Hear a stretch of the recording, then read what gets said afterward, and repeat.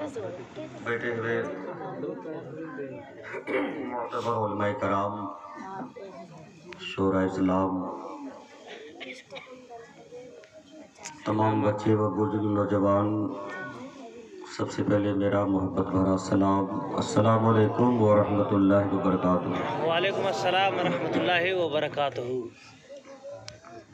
अभी आप हजरात मुझसे पेशतर अच्छा खिताब, उम्दा किताब, बहुत अच्छे लफ्ज़ लहजे में बयान फरमा रहे थे हज़रत अल्लामा व मौलाना जमालुद्दीन साहब क़िबला।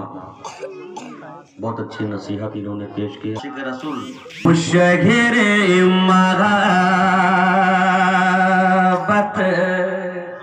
जरा इको दीजिए। वो शहर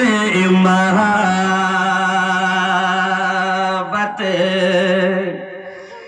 जहाँ मुस्तफा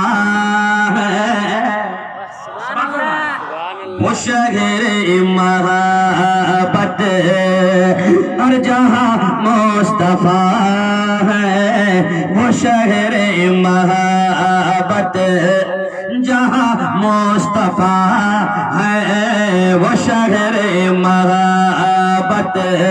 और जहाँ मुस्तफा है, और वही घर बनाने को दिल चाहता है, और वही घर बनाने को दिल चाहता है, वो शहर महाबत जहाँ मुस्तफा है, वो शहर महाबत और जहाँ मुस्तफा है, और वही घर बनाने को दिल चाहता है, और वही घर बनाने को दिल चाहता है, और वो शहर महाबत